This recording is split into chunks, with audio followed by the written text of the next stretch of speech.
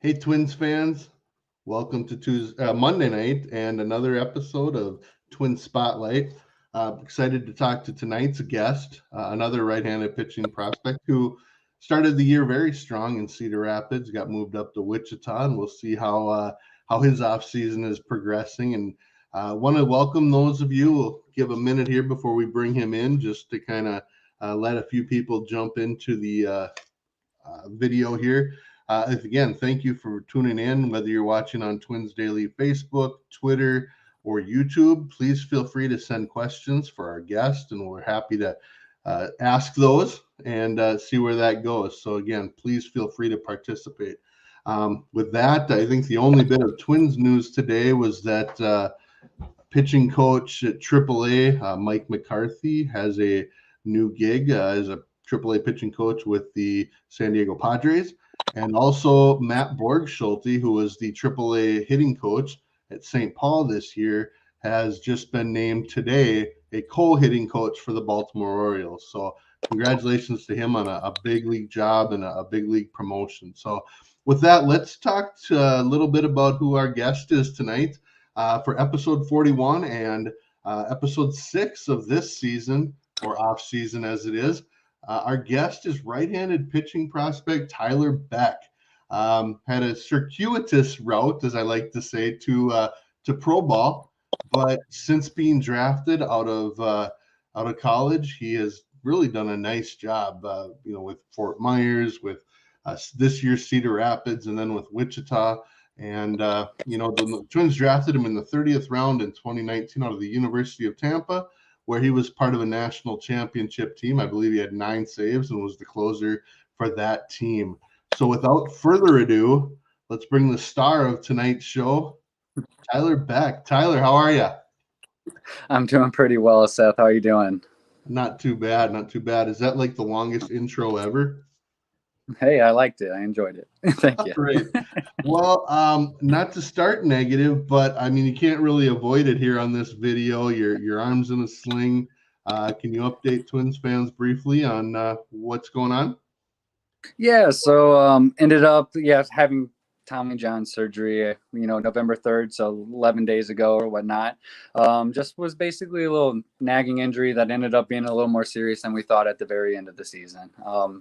And I mean, that's kind of the situation right now. Getting out of the sling and everything in the next couple of days, into the brace, and starting rehab. Yeah. Are you at home, or are you at in Fort Myers? So currently I'm at home since surgery just recently happened and everything like that. And with Christmas, New Year's, holidays, and everything kind of coming up, I thought it was best situation for me to, start out, beginnings, first 7-10 weeks, basically out in South Bend next to family and everything like that.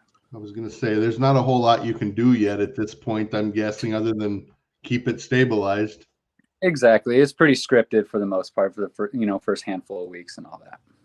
So not to bring back memories, but you kind of mentioned, you probably had it a little longer than you thought, didn't realize it was torn. But did you have a point where that was just either a snap, or you hear about the pop sometimes? Mm-hmm. Did you have that moment, or was it you finally just got annoyed and checked it out? No, it was definitely just getting the annoyed and checked out a little bit. It got to the point towards the end of the season, just weighing options and pros and cons of it, and whether if it was more serious or not. And basically just came down to, it wasn't a single pop whatsoever. It was just some nagging things that just needed to get taken care of on my end. Understood. Well, let's move on to some positive stuff. And let's start with this season because you started the year at Cedar Rapids. You're really your first full pro season and had a lot of success. You put up really good numbers in Cedar Rapids this year, low ERA, strikeouts. Talk a little bit about how your season started and how you felt, I guess, prepared to not only pitch, but you did a lot of starting, which in college you were more of a reliever. Right. So basically rolling into the season, didn't know what role I was going to take on, whether it was going to be a starter, reliever role, or anything along those lines. Obviously, this season was a little unique. We had a lot of piggybacks at the beginning of the year, so it was a lot of competition. and along those lines. So yeah, I mean, it was a very good feeling to start out in Cedar Rapids, being able to skip low A, at the start of the season. That was just a great thing because of the COVID year and everything before that. And yeah, it wasn't too much of a, because in junior college I was a starter, and any time before that I was also a starter at Tampa.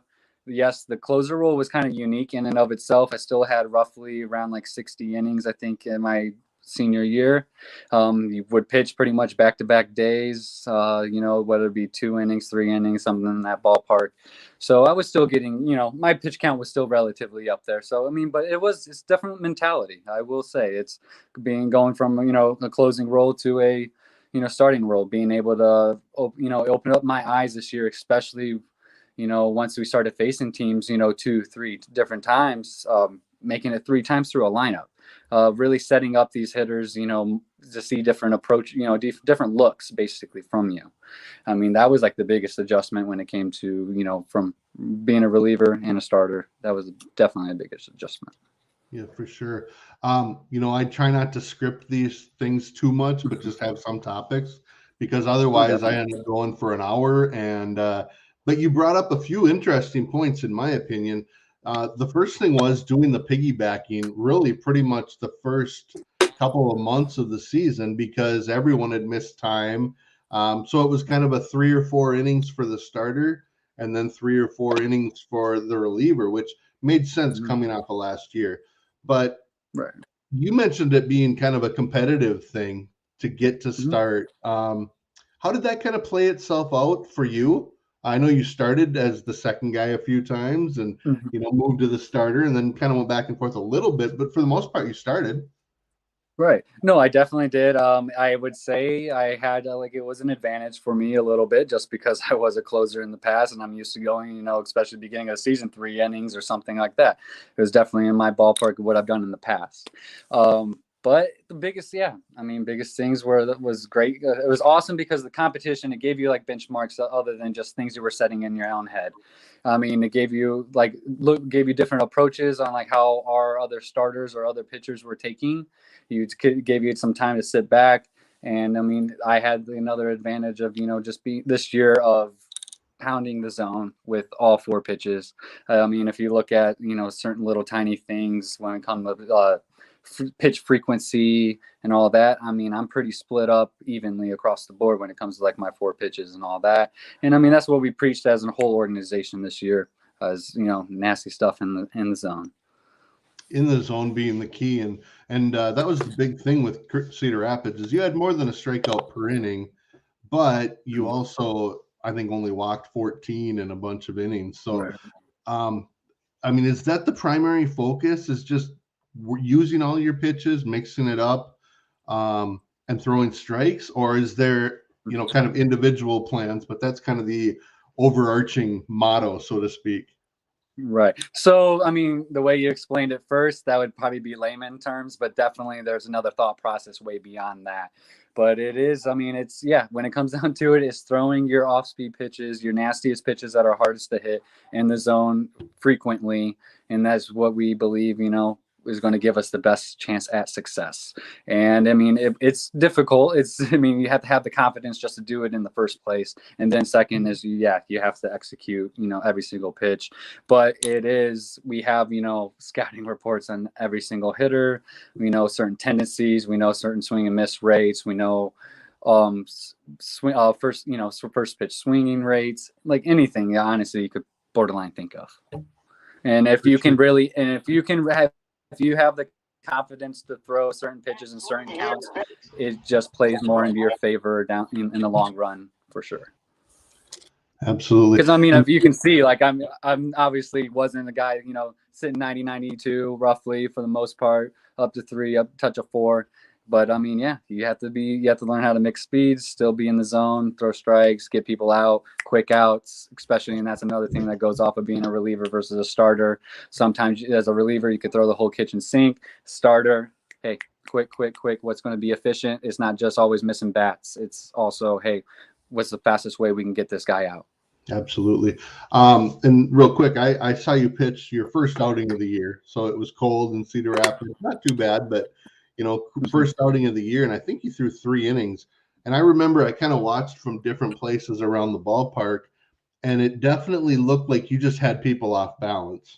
Now, again, that's one game out of the year, of course, but obviously based on your numbers, you were able to find that success. So what are the pitches you throw? It looked like kind of whether it's a changeup or a curveball, you had something that was just dropping below the zone that hitters couldn't stay off of. So it definitely, I would think you're thinking of my changeup. It kind of moves roughly like a splitter, I would say, has like kind of that same profile. Sure. But so its main pitches are fastball, changeup, knuckle curve. Just try to have a different emphasis on every pitch. Try to throw it hard with conviction every single time. And that's like the biggest key. And then understanding how pitches move off of each other, how they profile off of each other, how they're basically tunneling, anything along those lines. Even if you missed your spot, and understanding like scouting reports and be like, hey, like I miss arm side high and away with the fastball. Okay, well, still a curveball goes really well off of that. Probably shouldn't throw it necessarily. Could also go change up or something along those lines. There's just a lot of ways to kind of like, think about it necessarily. But those are the pitches I throw. And I would say, my changeup is probably my bread and butter, is my equalizer, like a lot of people like to say. Okay. Again, that's the voice of Tyler Beck, Twins right-handed pitching prospect, spent the season, kind of split it between Cedar Rapids and Wichita. Now, if you've got any questions, whether you're watching on Facebook or on YouTube and Twins Daily's pages, please feel free to ask those. And for those of you that are this will be available shortly after we're done on the audio podcast, which you can download wherever you get your podcasts. So I'm not necessarily a technical guy when it comes to this stuff, but I'm trying to show some video, and it's actually from your first start in Wichita. And frankly, I stole it off of Twitter. We're going to look at it on Twitter, but I kind of want to just go through the pitches. It shows about 6 pitches, most of them strikeouts from your first game, which I believe you threw like 6 shutout innings. That sound right? It sounds roughly right. Okay. Well, let's show you this, and let's just see if I can make this work. All right. We're going to be down here in the corner. Now you're pitching. I don't even know necessarily you're pitching against Springfield. Yep, Cardinals. Okay. So let's watch this, and I'm going to try to pause between pitches. So there you got a curveball or something that just a little slider right there. Yeah. Okay. You got a little slider. Yeah. Okay. Is that something you're throwing hard, like your fastball in terms of tunneling, or is it a little bit in terms of it's that. Then think about like off the very like last second, just ripping that thing as hard as you can across, coming across it, getting a little gyro spin on it, and sinks down. More of like a gyro spin, just drop straight down roughly. I was gonna say that's a 12-6 drop as opposed to the well, definitely the arm, the video angle here doesn't quite give it, the justice it deserves when it comes to some glove side run on that. But that's fair, absolutely, because it is way over in left center. So let's try the next. Go ahead. It's definitely more up and down, if that makes sense. Definitely north-south guy. Awesome. We'll go to the next pitch here in a second. After we watch the guy walk back to the dugout for apparently quite a while. There we go. Curveball. Curveball as well. So for you, what's your distinction between fastball, curveball? Because again, that one clearly had some 12-6 drop or 11-5 or however you want to say that. Correct. Right. So it's going to be definitely more like an 11 or like you say a 1-7 or something like that or along those lines. But no, it's definitely, the profiles are completely different. I mean, obviously by video, it doesn't look drastic difference and everything like that. They're roughly kind of the same speed. Slider will be 30, 83 to like 85 miles per hour. And curveball is going to be more around like 80 to 82. But one's more north-south. The other's going to be more on like a, it's spinning at like a 2 o'clock axis, if that makes sense. And if that makes sense. Yeah. Okay. Well, it's again, you're getting some looks and as they're walking back to the dugout. Next pitch here, I think, is another curveball. Could have been a changeup. You think so? Okay. A possibility. Yeah. Well, and that's just it. Everything's just dropping. everything's just dropping straight down. So no, definitely a north-south profile when it comes to that, and that's something the Twins have very much so made me aware of, if that makes sense. yep. Very much so. That one has to be a slider. Yeah. And then I know there is. That's a That one looks like changeup, a honestly. changeup. Yeah. See, it kind of, yeah. I mean, solid up, drops down, has some depth on it. Obviously, and that's the thing is like when we're talking about throwing nasty stuff in zone, even like hitting your spots. And okay, so one thing, the difference between having command and then actual like control of your pitches, and I mean, being able to actually dot up everything in the exact spot you want to is borderline like impossible. We're talking about repeatability. I mean, I don't care what level you're at, and so it's like a lot of people don't understand it is staying within certain quadrants, it's staying in certain halves of the zone, and throwing everything with conviction. That's the biggest thing. As long as you're going to have nasty profile on it, on the pitch, and how its movement profile is it's going to be a hard pitch to hit no matter what. Like, even if you do miss your spot and you do throw that thing down the middle, it's, hey, as long as that thing's with conviction, the odds are going to be in your favor as a pitcher. And that's the biggest thing we're talking about. And we see it right there. The guy, gave up on it early, sticks it right there. Right at the top of the zone. There's 15 seconds left on this. We're just going to show the last pitch because I think it actually is a fastball. There we go. Yeah. Right on the corner, right above the belt inside, or so. Yeah. Yeah. Inside paint. Yeah. All right. So real briefly then, I wanted to kind of talk about your catchers this year. I mean, I think at Cedar Rapids, you had Isola, you had Camargo. At Wichita, who would you have had? Morales and yeah, we had Roy, we had Hammy, we had Caleb Hamilton, Chris Williams. Well, had Chris Williams both times. Honestly, yeah, both places. Yeah. Well, what is your relationship with the catchers? Not so much interpersonal, but what is that relationship in gaining their trust or knowing how you work together as a pitcher catcher battery? Honestly, every single catcher I ran into in this organization, phenomenal. Like, they're very understanding. We're on the mound. It's our game. I mean, yes, they're giving us, the scouting report, all this, calling pitches based off of what they're thinking, based off the scouting report and everything like that. I mean, they're just great. Attention to detail, framing, every single little tiny thing like that, stealing pitches for us.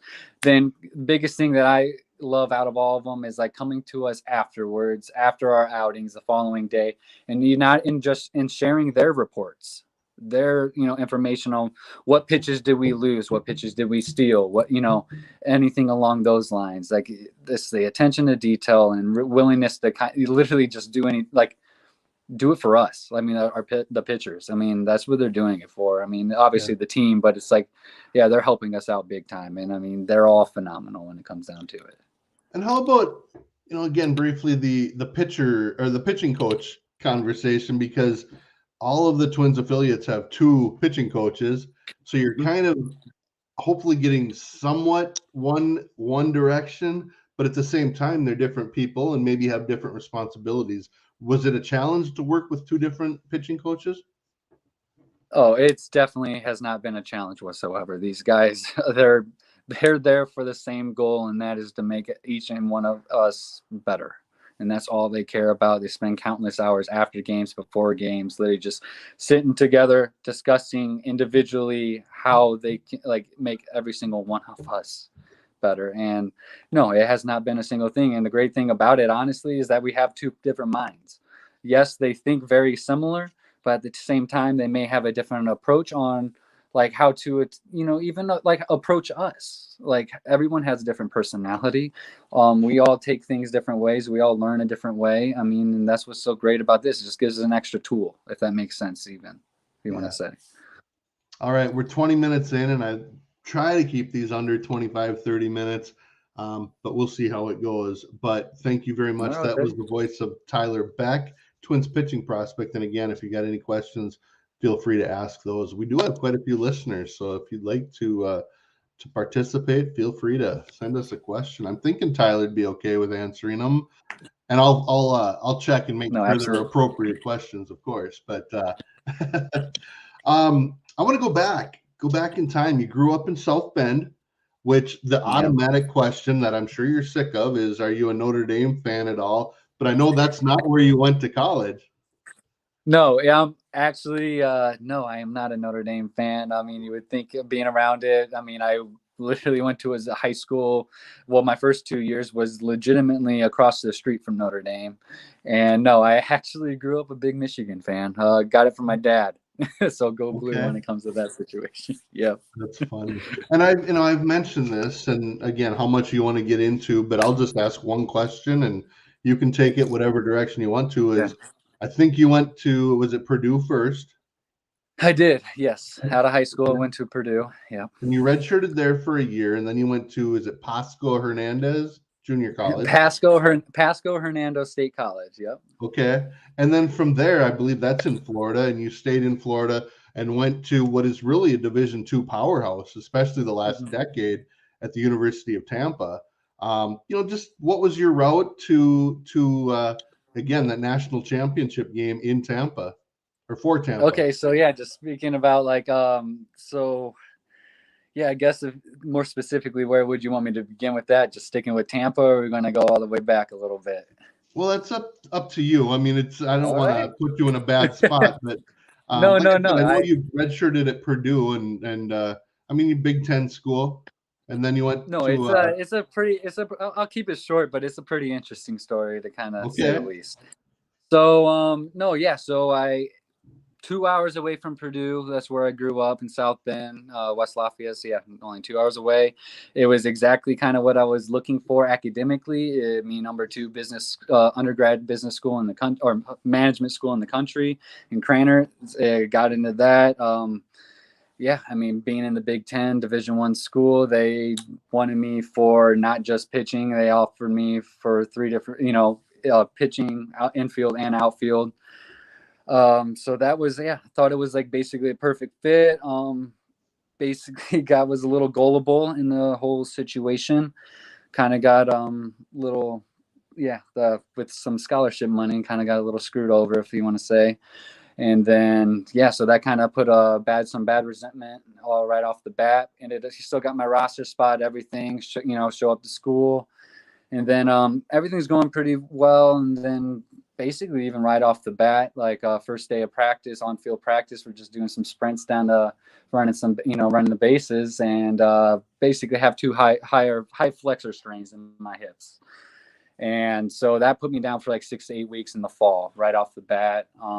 Was able to do some hitting drills a little bit, wasn't able to pitch really much. So that kind of that was just first domino basically in the whole thing. And then I've always been like the person that, is very in shape, always the leader when it comes to conditioning and everything. Basically was told, then it was the only person after rehab, very first time I ever ran, was told, hey, this is, you're the weakest link of this team. Like, because of my conditioning and all that, was like, okay, that was the first time that I've ever actually thought about quitting baseball and everything. And then I actually thought I was actually a very unhappy situation. So finished out the whole semester and all that. Another thing was actually not getting better at baseball. I was getting slower. Velo was going down. Just everything kind of was just a lot, especially just being a freshman in college and everything like that. Everything's a change and all that. So end up, thinking about this stuff on my own, about quitting the team and all that. And then I end up going, talk it over with my parents over winter break. Kind of go on up to the coach's office unexpectedly, first day, second semester, and I tell him, kind of everything, how I felt, that I wasn't happy, and all this, blah blah blah. Like, kind of, you guys took the love of the game out of me. Like, literally, I don't want to play baseball anymore. I was like, he asked me, they asked me where you want to transfer to, anything like that, and I'm like, you know what, I haven't even thought about it that far. And so basically, don't know what I'm going to do, but like I said, again, close to home, 2 hours away and everything like that. I have a bunch of friends at an in-state school and all that stuff. and I see them doing all the party scene, everything like that, and having some fun and everything. And it's, it looks good from the outside, looking in and everything. And so I kind of follow that route a little bit with all the Greek life and stuff like that. End up having the most fake fun of my entire life, and, make very, very, very immature decisions along that route that semester. And it backed me into a corner, basically, going into that summer. Didn't know what I wanted to do. Didn't want to play baseball. Was retaking some classes from that semester. Get a random phone call from Pasco Hernando State College, Steve Winterling, the head coach over there at the time. And he's just like, hey, I actually get a phone call from a travel baseball coach right before that was talking to him, even the longer story. But then, so Pasco, because head coach was somehow up in Indianapolis at Grand Park, recruiting one of my future roommate and all that stuff, ends up giving me a call, offers me, pretty much a full ride to head down to Pasco and have a fresh restart. Literally restart everything. It was one of the best things that could have ever happened to me and best decision I've ever made. Restarted that. Basically academic All-American both years. Do really well because I'm, borderline should be a 4.0 student all the time. And then ended up had 2 good years there. Perfect, like I said, perfect restart. And we're going to Tampa, and that was a very educated decision on choosing the University of Tampa and being with, Coach Urso and Sam Militello over there. I had offers to go to, some big D1 schools, Florida State, Maryland were my top 2 schools also on my list. And then Tampa kind of just swept in and blew me away. Because I was actually a little timid on going back to Division I and having, everything be really controlled. And I think a lot of people don't quite understand that. Is Division I isn't always the glitz and glamour. It's really not. And I had it tossed in my face, hey, we have everything. And I'm like, okay. And then it got, had it all pulled away just like that. And I'm just like, okay, this isn't what I thought it was going to be. And it's, and so, Tampa basically was ran like a minor league organization. It's, no BS, in, out, get your, your business done, get better. It was only, 2 to, 4 or 5, 4 hours a day combining with weightlifting. And it was just a lot of trust. And that's what I loved right from the get-go, is a family oriented, program. And it was like, hey, Coach Urso was like, if I'm going to put trust in you right off the bat, and only way it's going to go away is if you ruin it by, messing up off the field and everything along those lines. And it was a perfect situation. Absolutely loved it. Had first year there, had a little injury, had a little hiccup and all that stuff. I think I tossed 11 innings that year. Then second year there, ended up, basically, making a run for it. And now it was actually kind of wild, because it was like, you could ask it pretty much anybody, probably part of that team or a part of that program. It's like that year before, my first year there, that was our team that thought we were going to make it. We had a 2.6 ERA as a team. And we were dominant. But then that next year, there was something about it towards the end, we just could put it together. And I don't know if it was, a little bit of luck, a little bit of everything, but no, we did it. Those guys were grinders when it came down to it, and they wanted it. And it was honestly, it was a great, great, great experience when it was all said and done. Oh, what a great story to kind of almost a rags to riches, like you said, your lowest point, and you've ended up, obviously, regardless, I'm guessing, of pro ball, you were happy with that decision. 2 quick questions. One, were you able to graduate, or are you in process of that still? Is that something you want to do? Oh, no, definitely got my I have a degree in human performance, concentration, and exercise physiology. It's actually a huge passion of mine. I had multiple internships, even while playing baseball at Tampa. I was working, on the side extra, do all my classwork, go to practice, go to weightlifting for, the team. And then I would literally go work another 4 hours at my internship at a gym about 20 minutes from the university and all that. No, that's actually kind of what I do on the side, just in the off season, obviously. Currently just kind of hanging out, but in the previous off seasons, this local high schoolers and, younger college kids and everything like that. I've had my own, garage gym in the area and all that stuff. And that's a big passion of mine. All right, last few minutes here with Tyler Beck, as we've already taken up more time than I, of course, wanted, which is a common theme here, by the way. I get to talking a little bit, but I want to actually go back a little bit further. Again, you grew up in South Bend. What are your first memories of playing baseball, or what was it that gave you the love of the game? And then just, again, to respect your time, I'm going to co-question here. Like in high school, did you do more than pitch? What other positions did you play, and do you miss hitting? Okay, so start off at the very beginning. What kind of got me for started the love of the game for me. That's crazy because I mean it's like I could not even tell you. I mean, I've always loved it since I could pick up a bat. My mom says is like I've always loved it. Like I remember even being sitting in the car, being only about 5, 6 years old, and telling my mom, and she asked me like, "Yeah, what do you want to be when you grow up?" And I'm like, "I want to be a professional baseball player." And she's just like, like the odds are like pretty crazy, like to do that, and I'm like, I don't care, I'm gonna do it, doesn't matter, like I'll do it. Yeah. Like and all that. So I mean, I wouldn't say there's like a specific thing. It's kind of always just been a part of it. I always loved baseball. Like, I mean, I've always been drawn to it, like just naturally for some reason. But when it comes to hitting and everything, yeah, I mean, I think it's the best thing in baseball. I think the single best thing in baseball is hitting a home run. I will always say it. Like, I mean, I think I have a decent, pretty solid actually relationship with all our position guys and stuff like that, because I know the lingo, I know all this, I know all the bat brands and everything like that. I mean, I just enjoy it. I think it's awesome. And it's it's a feeling that I wish I could have again, but have to do like 3 great things as a pitcher, to get that roughly the same feeling. Yeah, and all that. Right. No, so positions that I played growing up was mainly third base. Infield was my primary thing. Third base, second base. Didn't play much shortstop, but played a lot of second base in high school because I also pitched a lot, just saving the arm a little bit. I played a little bit of first base. I mean, I also grew up playing a lot of catcher, until I was about 16U, 17U. So, I mean, I played literally every position besides center field. Because you're too slow, right? Yeah, exactly. That's why I'm a pitcher nowadays. Yeah. Oh man. Well, hopefully someday you can get a major league at bat. Now I want to ask another question here. No problem. And I'm going to show another video, and I assume this comes actually a little bit before your national championship with Tampa. But I just want to get your thoughts on the day that you experienced this.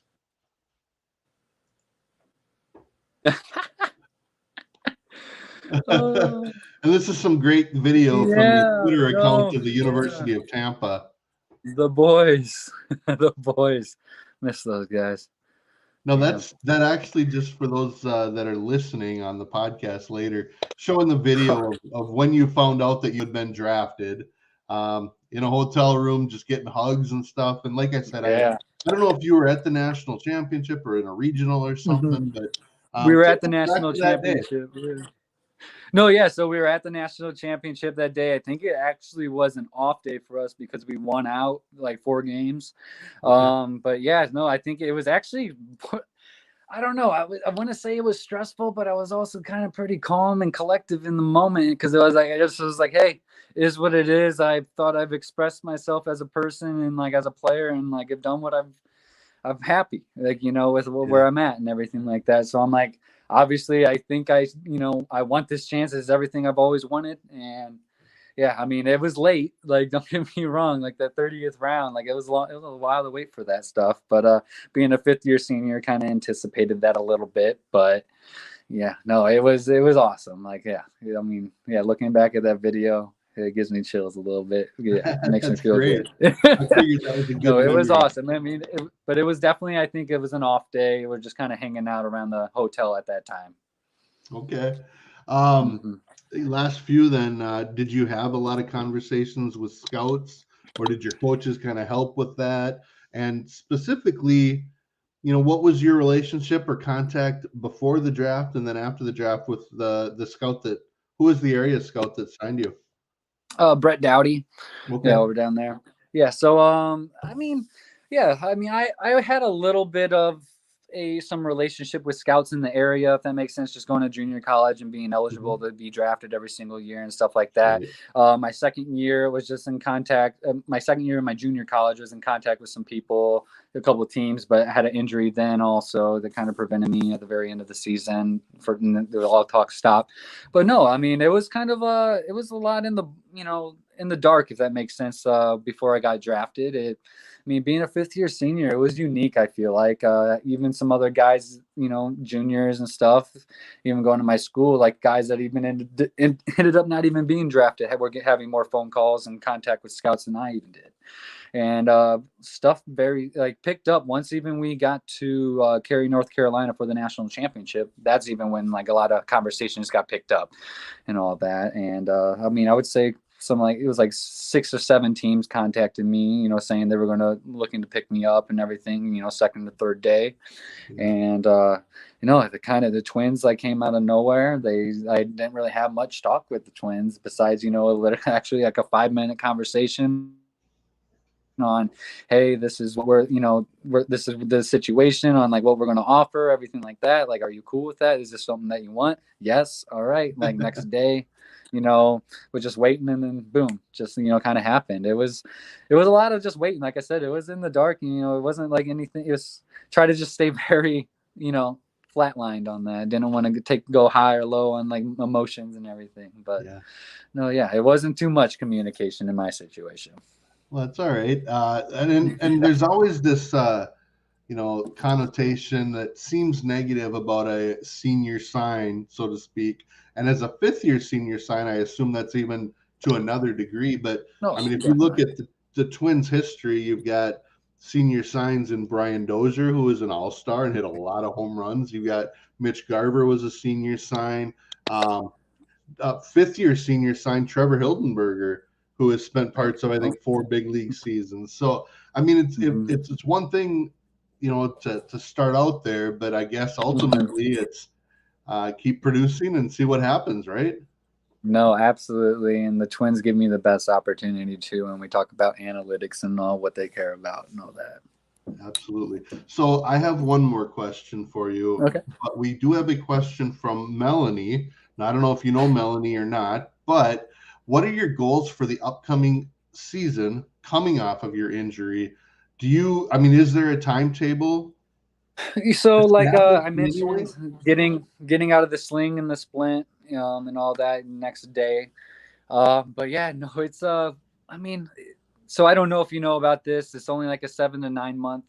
We're looking recovery and all that with the new reconstruction with the internal brace that they use and all that. Okay. It's basically this collagen material, basically that synthetic material that they wrap around the new ligament, helps basically the promotion of just the healing process and everything. And so it used to be we're looking at 12 to 15 months in that ballpark for full reconstructions.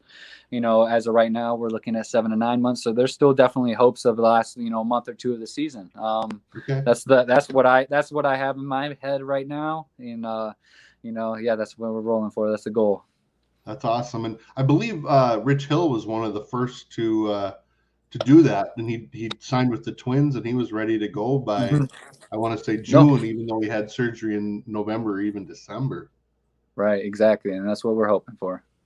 And when did you head down to Fort Myers? This is a follow-up, but when did you head to Fort Myers? And obviously Blaine Enlow, Luis Rijo, I know there's been others, Josh Mitchell, that also had Tommy John. Were you in a position maybe mentally to just even talk to them about how things went or ask them questions about the process?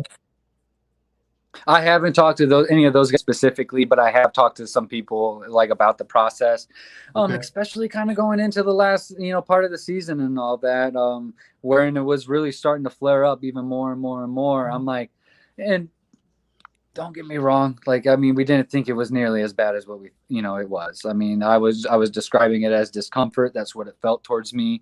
I wasn't having actual pain or anything when I was throwing the baseball. It was very kind of unique in and of itself, even where the tear kind of was and all that stuff. But no, with even talking to Dr. Camp and some of the previous guys that have gone through it, it gave me more, comfort when the whole process and all that. I mean, I think I was in the I am in the perfect hands, with doctors and all that. So, I mean, I'm very positive about the whole situation. I mean, I don't have a negative thing about it. And I mean, I'm definitely ready to attack it. I mean, Tommy John has become almost second nature, and most come back just as strong, if not stronger. So, right. I joke around and say to my buddies, I'm like, hey, what's my story without the TJ in it? So why not, right? Okay, there's an extra chapter. Yeah, my last question is: outside of baseball, what are some of the things you enjoy doing, whether it's hobbies or just ways to get, because I think it's important for people to get away from the game too for a while. No, definitely. So, I mean, I've already mentioned the whole strength and conditioning. I love being a strength and conditioning coach. I love helping out anybody in younger situation or people that have the same aspirations as I did when they were younger to basically be in the best, to put themselves in the best position to complete their goals or reach their goals and all that. So I do love coaching. I do love just being around, younger population and just helping them, benefiting them in any way possible towards their goals. Other than that, love doing any sort of sports. Love playing basketball, love playing football, playing anything along those lines, and then just spending time with family and friends. I mean, that's the biggest thing that take up my time. Absolutely. And by the way, I want to thank Melanie for sending in that question. And more important, I want to thank Tyler for spending, what's become 40 minutes, of course, because that's just how we roll here at Twin Spotlight. So thanks so much for your time. I really do appreciate it. Want to add one other thing, of course. Tomorrow's your birthday, so hopefully you have a wonderful day. Thank you so much. All right. And thanks to everyone for listening and for the question. And again, wherever you download podcasts, this will be there shortly. And check out twinsdaily.com. You'll be able to find this video shortly on any of the platforms. So with that, want to say thanks again to Tyler Beck. Happy birthday to him. And as Melanie said, Tyler, you're so awesome. Maybe this is someone you know. No problem, Melanie. No problem. I've got a no, yeah. I doubt that. It's my girlfriend. It's my girlfriend. Oh, okay. All right. Well, I thought I had a fan, but I guess not. Right. No, I appreciate it, Seth. No, yeah, I really appreciate it. No, and have a great rest of your night. Definitely. All right. Thank you. You too. We'll be in touch and hopefully see you next spring in Fort Myers. No, definitely. Thank you so much. All right. And go Twins.